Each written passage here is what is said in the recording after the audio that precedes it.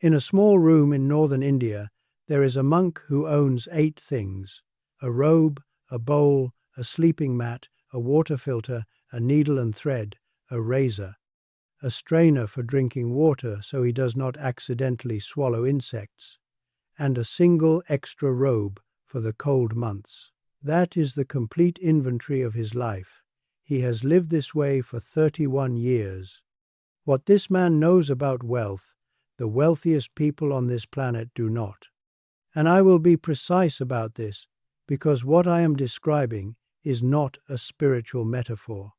It is not true wealth is inner peace, or any version of that idea you have already heard. What the monk understands about wealth is structural, mechanical.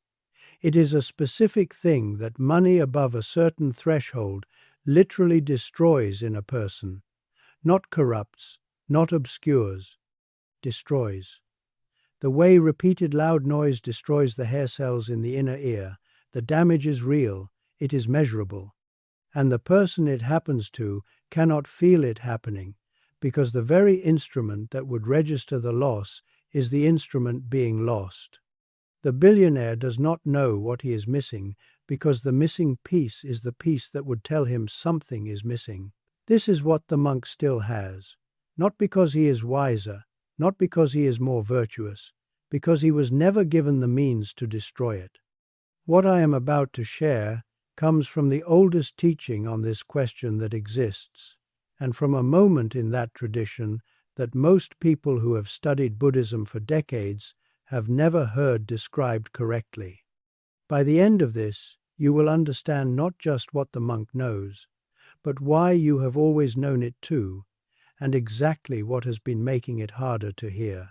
There is one practice I will share near the end of this, the one the tradition has used for 2,500 years, the one that almost no one in the modern world attempts correctly, and I will come to it last, because it will only make sense once you understand what you are actually measuring when you do it. There is a detail about the birth of Siddhartha Gautama that almost no one in the Western world has been told correctly.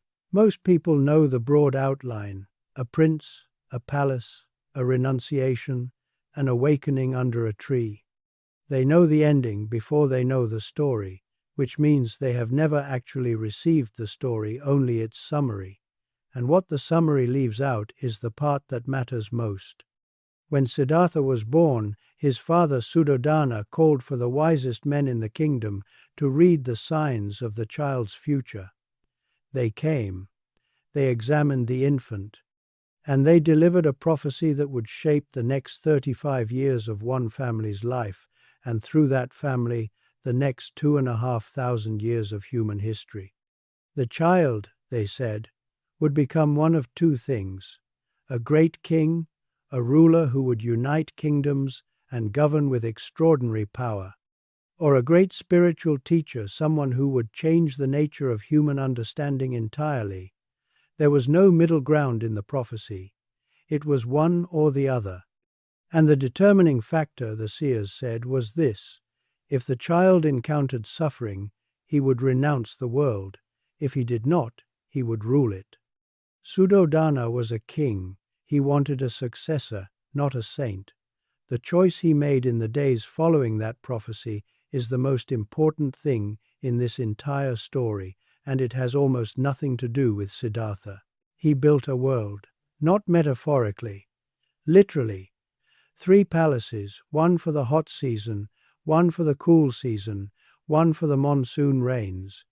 Each palace designed around a single governing principle: that nothing within its walls would allow Siddhartha to perceive the actual texture of human life. Servants were rotated out before they aged visibly. Gardens were maintained so that no wilted flower, no dying plant, no turning leaf remained in sight for longer than the moment it changed. Musicians played through the nights, not for entertainment, but to ensure that no sound of grief or pain from beyond the walls could reach the prince while he slept. The food was extraordinary. The company was beautiful. Every entertainment was designed to engage every faculty of wanting and pleasure the young mind possessed. Suddhodana did not do this out of cruelty. This is the thing you must understand before anything else in this teaching. He did this out of love. The deepest love a parent can feel, the love that says, I will remove every obstacle from your path. I will give you everything. I will make sure that nothing hurts you. He was, by every measure available to him, an excellent father, devoted, resourceful, willing to reshape the physical world itself to protect his child. And in the process of all this love, he was doing something he could not see. He was training a mind. Every day that Siddhartha woke to beauty and ease, the part of his mind designed to want things was exercised and rewarded. Every day that discomfort was removed before it could register. The part of his mind designed to assess what was actually present, to ask the quiet question, is this enough? Is this real?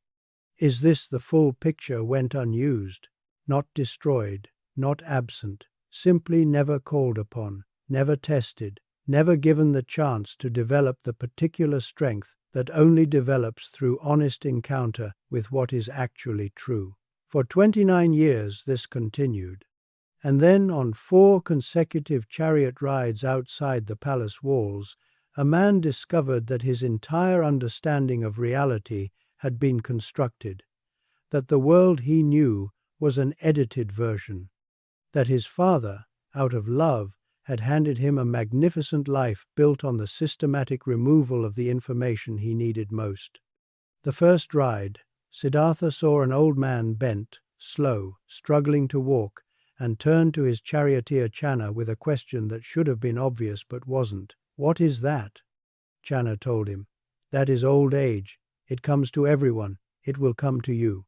Siddhartha sat with this for the entire return journey. He arrived at the palace and could not eat. Suddhodana was told. He doubled the entertainments. He brought in new musicians, new dancers, new diversions. He loved his son, and he understood, as people who love us often do exactly the wrong thing to do about it. The second ride, a sick man, feverish and trembling by the road. The same question, the same answer, the same return in silence. The third ride, a funeral procession, a corpse, grieving family members who did not hide their grief because they did not know there was a prince watching. The fourth ride, an ascetic monk, walking alone, owning nothing, carrying a single bowl. His face, Siddhartha noticed, was calm in a way that nothing and no one inside the palace had ever been calm. Not the performed calm of entertainers paid to seem happy, something else, something that did not require management. He came home from the fourth ride and sat in the garden until the sun went down, and for the first time in 29 years, something quiet inside him spoke clearly enough to be heard. It asked, "What is this life actually for?" You have had your own version of this moment, perhaps not a chariot ride. Perhaps a number finally appearing in your account that you had worked toward for years, and feeling in the moment it arrived not the satisfaction you had expected, but a kind of flatness. The wanting mind immediately looking for the next target. If you have felt this and not known what it was, that was the same question Siddhartha's charioteer could not answer. And the reason it has not been answered for you is the same reason it had not been answered for him. Not because the answer doesn't exist, because the part of the mind that can receive the answer had been trained very effectively into silence. Now I need to explain what I mean by that precisely, because this is where most teachings on this subject become vague, and vagueness is not useful to you. The mind has 2 distinct modes of perception that do not operate simultaneously. The first is what I will call the wanting mind. It scans for gaps, for deficits, for the distance between where you are and where you have decided you need to be.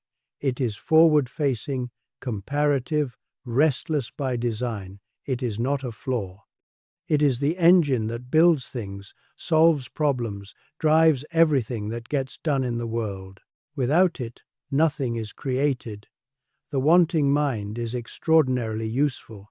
It is also, if never balanced, the direct cause of a very specific kind of suffering that no amount of achievement can resolve. The second mode is what the tradition calls the sufficiency faculty, and this is harder to describe because most people in wealthy societies have not felt it operate clearly since they were very young. It is not happiness. It is not contentment in the greeting card sense. It is something more precise, the trained capacity to accurately perceive what is already present, to register, without comparison or narrative or the measuring of gaps, that what exists right now is real and whole and enough to be fully here with. These two modes do not fight each other. One simply crowds the other out. Every time the wanting mind is activated and rewarded, every time you reach for something, acquire it, feel the brief satisfaction, and immediately locate the next gap, that pathway grows stronger. And every day the sufficiency faculty is not called upon, it does not disappear. It recedes, becomes quieter, learns over years and then decades that its signal will not be received, and it begins to send it less often. This is not a spiritual problem, it is a training consequence. A person who has spent 30 years in a system designed to satisfy wants, whether that system is a king's palace or a sufficient income in a modern economy, has spent 30 years strengthening one faculty and quietly starving the other. The wanting mind becomes dominant not because the person is greedy, but because the wanting mind has been given everything it needs to grow strong, while the sufficiency faculty has been given nothing. And here is what makes this precise, and what makes it different from everything you have already heard about gratitude and mindset and attitude. The experience of losing the sufficiency faculty does not feel like loss. It feels like normal. It feels like this is simply how life works, that you want things, you get them, you want more things, you get more of those, and the contentment you expected never quite arrives, but the next thing might deliver it. You do not experience the absence of the sufficiency faculty as an absence. You experience it as an unsolvable question about why enough never feels like enough. Every day this question runs without an answer is a day spent solving the wrong equation. The tradition has a teaching on this that I have carried with me for decades because I have never found a better description of what I just explained in any other language. In the cosmology of Buddhism, there is a realm called the Preta realm, the realm of the hungry ghosts. These are beings described in the ancient texts with a very specific physical form, enormous stomachs, distended with hunger, and throats so narrow that nothing can pass through them. They are perpetually surrounded by food and water. They can reach for it. They can bring it to their lips. They cannot swallow it. They are not starving because there is no food. They are starving because the mechanism of reception is broken. This is not a description of a separate being or an afterlife punishment. It is a description of a mind configuration, one that sufficient resources can make permanent rather than temporary. Think about the last time you worked towards something for a significant period of your life. Months, perhaps years. And when it arrived, the income, the position, the security, the thing there was a moment, maybe a day, maybe only an afternoon, where you felt something close to what you had been expecting. And then the wanting mind located the next target. The gap between the old goal and the new one opened before the old one had fully closed. This is the hungry ghost at work inside a life that looks, from the outside, like success. And here is what the tradition understood, centuries before behavioral scientists began confirming it. More resources do not weaken this configuration. They accelerate it. Every time you successfully acquired something you wanted, The wanting mind received its most powerful training signal. You taught it, through reward, that this is how life works. The ghost does not need more food. The ghost needs the throat to widen. And that requires something entirely different from more food. But here is what most people are never told about Siddhartha's story. Because before he found the answer, he tried the solution that most serious, intelligent people try when they finally understand what the problem is, and he nearly died getting it wrong. After the 4 chariot rides, after leaving the palace, Siddhartha found teachers of extreme asceticism in the forest traditions of northern India, practitioners who had developed methods for subjugating the body's desires through deliberate deprivation. Siddhartha joined 5 such ascetics, men who had followed him into that forest because they believed he was the most committed practitioner they had ever encountered, and he threw himself into the practice with the same intensity he had brought to everything in his life. For 6 years he practiced near total fasting, breath retention until unconsciousness, complete exposure to heat and cold, extended immobility. The tradition records, with a specificity I find both brutal and honest, that by the end of this period his body had been reduced so completely that when he pressed his hand against his stomach he could feel his spine. He was 35 years old, and the wanting had not stopped. It had changed its object from pleasure to liberation, from comfort to enlightenment, but the configuration of the mind had not changed at all. The wanting mind, trained for 29 years in a palace, simply redirected itself toward the new goal with the same intensity it had once directed toward everything else: more practice, more deprivation, more effort toward the next milestone on the path to the end of effort. The wanting mind does not care what it wants to want. And Siddhartha, lying in the forest, barely able to breathe, understood for the first time that he had been solving the wrong problem. His father had said, "Give the mind everything, and the wanting will be satisfied." The ascetic teachers had said, "Give the mind nothing, and the wanting will be extinguished." Both were trying to solve the problem by controlling what the wanting mind encountered. Neither worked, because neither had touched the wanting mind itself. Neither had addressed the faculty underneath the one that had been trying to speak since that first chariot ride.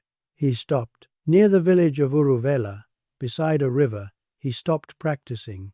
He walked to the river and bathed. And as he came out of the water, a young woman from the village was passing. Her name was Sujata. She had been leaving offerings of rice milk at a nearby tree as part of a local custom, and when she saw this emaciated man at the riverbank, she offered him the bowl. He accepted it. The 5 ascetics who had been practicing with him watched from a distance. They concluded he had given up. They gathered their things and left for the deer park at Sarnath, certain his path had ended in failure. What they could not see from the outside is that something had shifted in the moment of that acceptance that 6 years of strenuous effort had not produced. Not because the rice milk was special, because the act of receiving it, simple, unearned, outside any system of achievement or deprivation, had given the sufficiency faculty a single moment of silence in which to operate. He had stopped trying to fix the problem, and in that stopping, for the first time, he could see it directly. He sat down under a nearby tree, and what he found there, after 35 years of looking everywhere else, is what I am about to tell you. Most people at this point in the teaching are expecting me to say that the lesson of the palace and the asceticism and the bowl of rice milk is that money doesn't matter, that inner peace is the real wealth, that you should want less and find contentment in small things. That is not what I am going to say. You have heard it, it has not held, and it has not held because it is not precise enough to be useful. What the tradition actually teaches, what emerged from what happened under that tree, does not tell you what to have or not have. It tells you what has been happening inside your mind regardless of what you have, and it gives you back something concrete that you may not have known was missing. The Sanskrit word is santosha. It is usually translated as contentment, which is accurate but incomplete. The full meaning is closer to this: the trained capacity to accurately perceive what is already present. Not to feel good about it, not to perform gratitude for it, to actually see it without the filter of comparison, without the wanting mind immediately measuring the gap between this and something better, without the narrative that says this is only a temporary condition on the way to the real thing. Santosha is not a feeling, it is a faculty, and like all faculties, it can be trained, it can atrophy, and it can be recovered. What the monk in his small room possesses, what the monk with nothing knows about wealth that the billionaire does not, is that he has kept this faculty operational, not through poverty, not through superior virtue, through daily practice of a specific kind that has kept the sufficiency faculty called upon active and strong. Because it is strong, he has an experience available to him every morning that has nothing to do with how much he owns. He wakes up in his small room with his wooden bowl and his single window, and the sufficiency faculty reads the situation accurately. This is real, this is here, this is whole, this is enough to be fully present with. Not because the room is beautiful by any external measure, because the instrument that perceives sufficiency is working.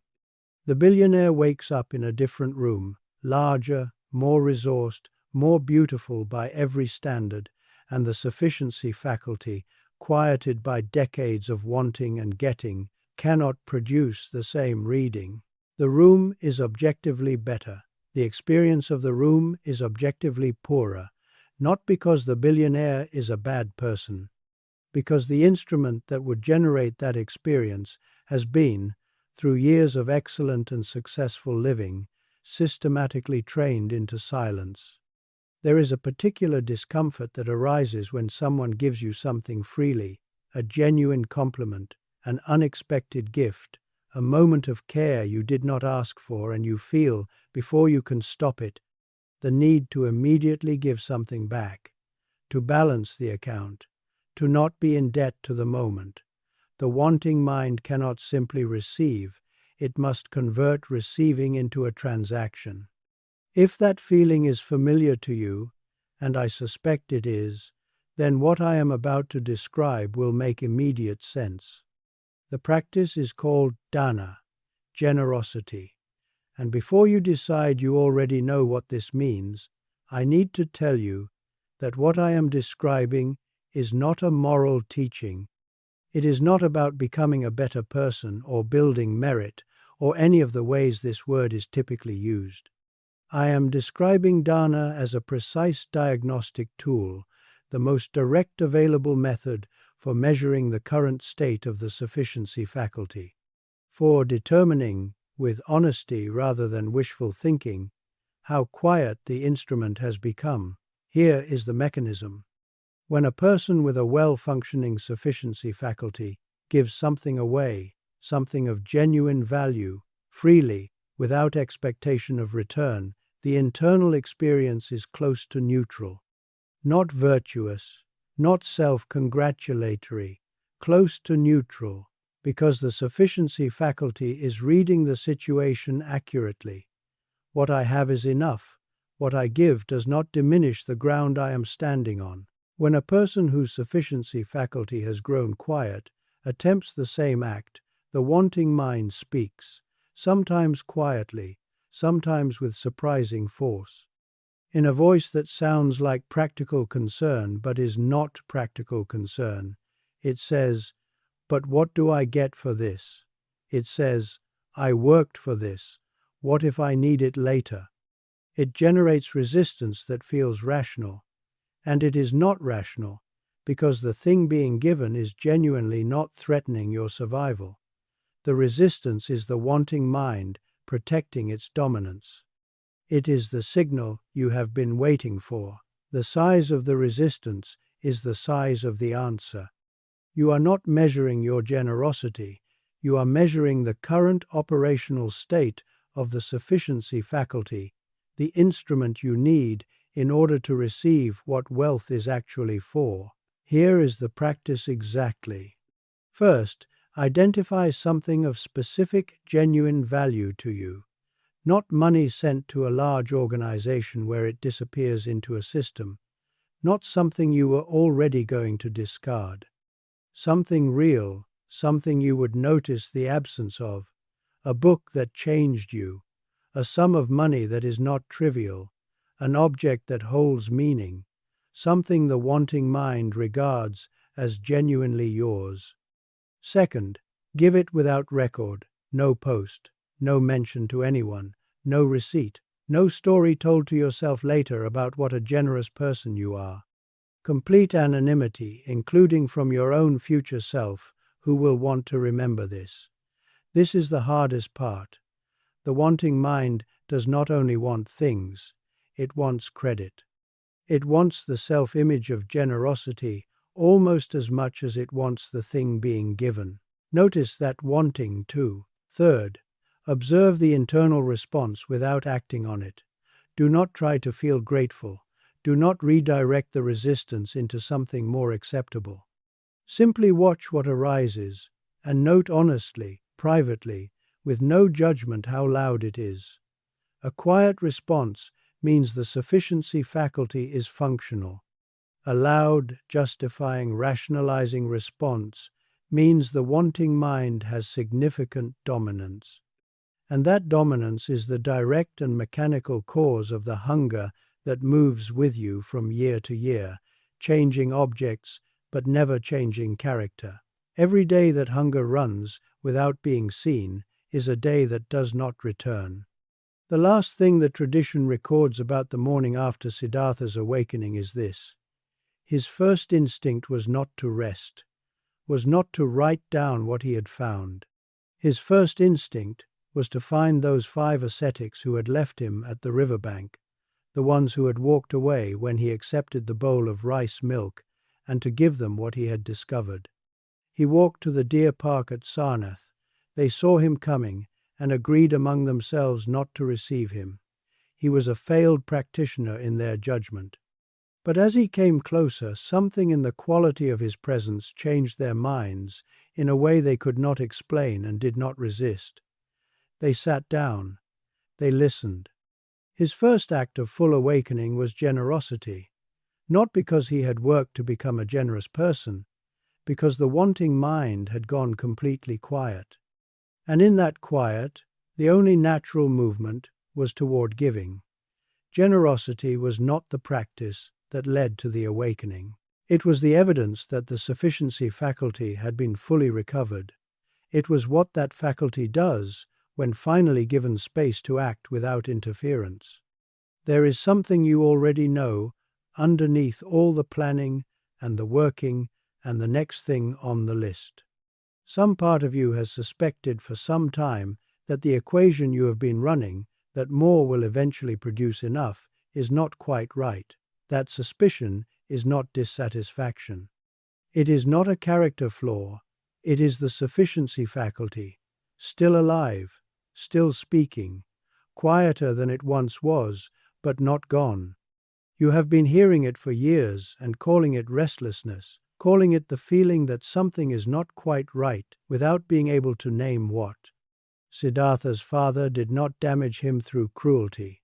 He damaged him through love, through the systematic removal of every experience that would have kept the instrument alive. The lesson is not to love less. The lesson is to understand what you are training in those around you, in yourself. Every problem solved by acquisition is the wanting mind being rewarded. That is not wrong. It is simply something worth seeing clearly. The monk in his small room is not wealthy by any external measure. He is wealthy in the one way that actually produces the experience of being wealthy, because the instrument that receives that experience has been kept operational through 31 years of daily practice. He wakes up and the wooden bowl is enough because the faculty that perceives enough is working. He does not know more about wealth because he has suffered without it. He knows more because he never lost the ability to feel it. You have not lost it either. You have trained it quiet, and what can be trained quiet can be trained back.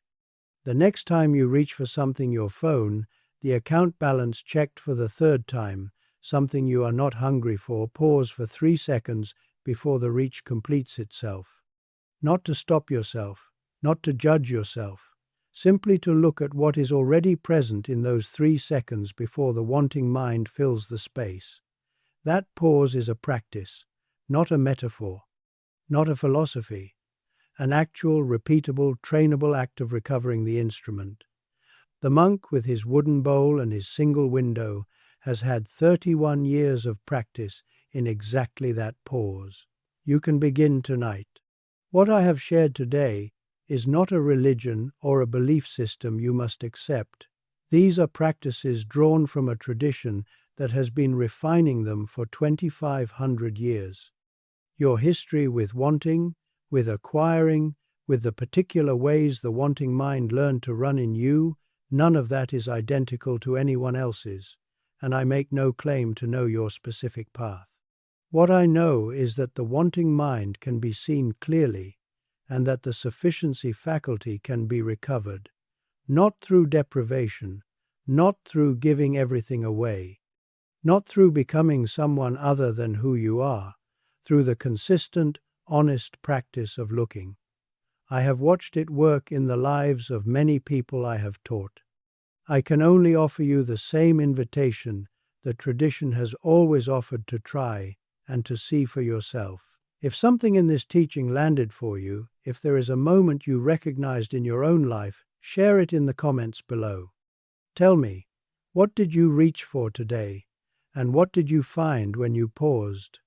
I read what you share, and if this is the kind of teaching you want to continue receiving, you can subscribe so that future teachings find you. May what you heard today stay with you long after this moment passes. Walk gently, practice daily, and trust what you already know.